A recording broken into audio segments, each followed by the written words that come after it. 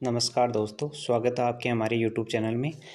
आज हम बात करते हैं हमारे अंकिता की मर्डर केस की हिस्ट्री के अंदर।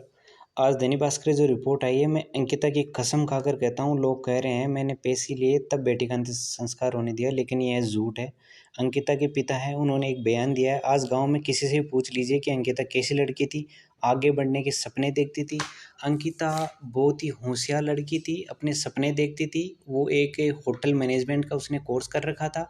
वो मिडिल परिवार से थी और उसको आरोपियों ने उसको मार दिया गया, क्योंकि वो खुद का शोषण नहीं करवाना चाहती थी। इसी वजह से आरोपियों ने उसको मार दिया। क्या किसी का शोषण है, तले दबना क्या अपराध नहीं है?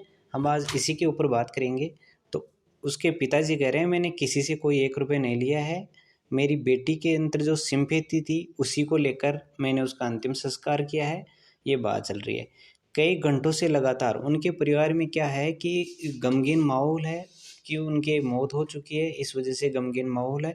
और उसी माहौल के लिए उसके पिताजी अंकिता की दादी को संभालते हुए पिता वीरेंद्र सिंह भंडारी ये बात कहते हैं, जब अंकिता की माँ और 21 साल का भाई है, वीरेंद्र सिंह के मन में बेटी के जाने का दुख है और इस बात का गुस्सा कि उसके अंतिम संस्कार के लिए उन्हें लड़ना पड़ा। ये लड़ना ही पड़ा है, क्योंकि अभी तक उसकी डिटेल्स पोस्टमार्टम रिपोर्ट नहीं आई है, किस वजह से हुआ। उसकी मर्डर हिस्ट्री का भी अभी तक पूरा खुलासा नहीं हुआ है। अभी तक प्रशासन भी इसी के ऊपर है। और हम आपको बता देना चाहते हैं, अंकिता थी ना, जो काफ़ी होशियार लड़की थी। 12th में उसके 89% नंबर आए थे। कॉमर्स से उसने पढ़ाई करी थी।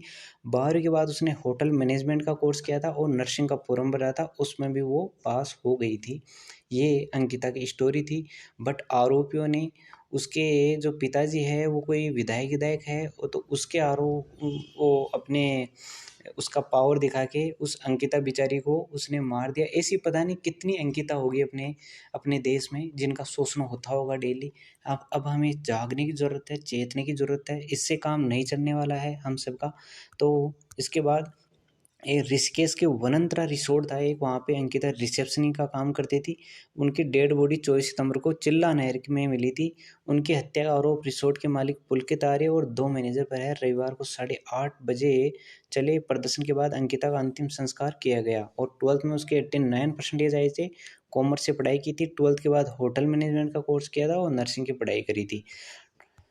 तो क्या अंकिता का अंतिम संस्कार प्रशासन के दबाव में किया गया? क्योंकि क्या हुआ था कि उनकी डेड बॉडी मिलने के बाद सभी लोग ये जानना चाहते थे उनकी हत्या कैसे हुई। इस वजह से उनके पिताजी ने उनको अंतिम संस्कार करने से मना कर दिया था। और उसी के ऊपर आज आज की हिस्ट्री चल रही है। क्या अंकिता का अंतिम संस्कार प्रशासन के दबाव में किया गया? नहीं, सब मेरी मर्जी से हुआ है। ये है किया है उसके पिताजी ने। अंकिता के पिताजी ने कहा कि नहीं, ये सब मेरी मर्जी से हुआ है, मैं अंकिता का अंतिम संस्कार करना चाहता था। कई लोग और मीडिया ये कह रहा है कि मैंने प्रशासन के दबाव में लड़की की अंत्येष्टि की। ऐसा कुछ नहीं है, ये कहा जा रहा है और सभी आरोप बेबुनियाद है।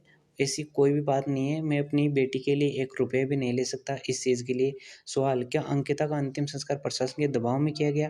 तो उन्होंने बताया दिया, नहीं सब मेरी मर्जी से हुआ है। क्या आपने अंकिता की डेड बॉडी देखी थी?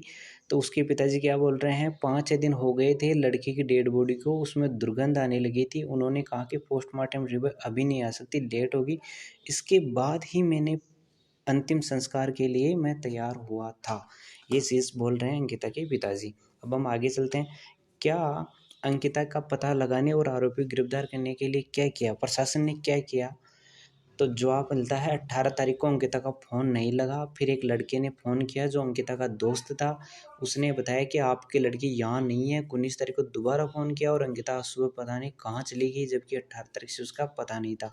उसका फ़ोन भी स्विच ऑफ हो गया था। मुझे लग रहा है उसकी हत्या 19 तारीख को की गई थी। उसका अभी तक हत्या का भी कोई पुख्ता वो नहीं है। अब हम आगे चलते हैं। सेकंड सवाल क्या है, इस केस में कहाँ का मेरी, जब आप रिसोर्ट गए तो क्या पता चला? तो अंकिता जी पिताजी क्या कर रहे हैं, प्रशासन ने तो पूरा साथ दिया। पटवारी ने मेरी रिपोर्ट नहीं लिखी। मैं उसके पास गया था, विवेक कुमार नाम है उसका। उसे पता था कि ऐसी बात हो गई है। वह 20 तारीख को छुट्टी पर चला गया है।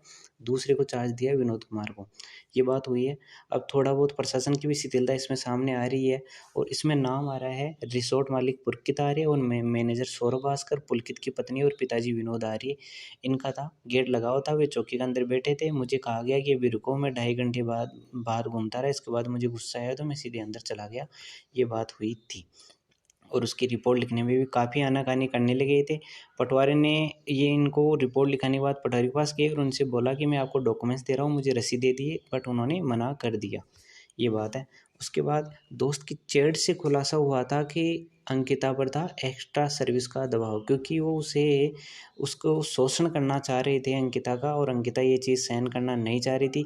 रिसोर्ट में बहुत इनसिक्योर फील रहा है, मुझे कहा गया वीआईपी गेस्ट आ रहे हैं, उन्हें एक्स्ट्रा सर्विस देनी है। ये अपने दोस्त था कोई उसका, ऋषिकेश में, उसकी चैट में उन्होंने अंकिता ने बताया है दोस्त को, तो दोस्त ने इस चीज़ का खुलासा किया है।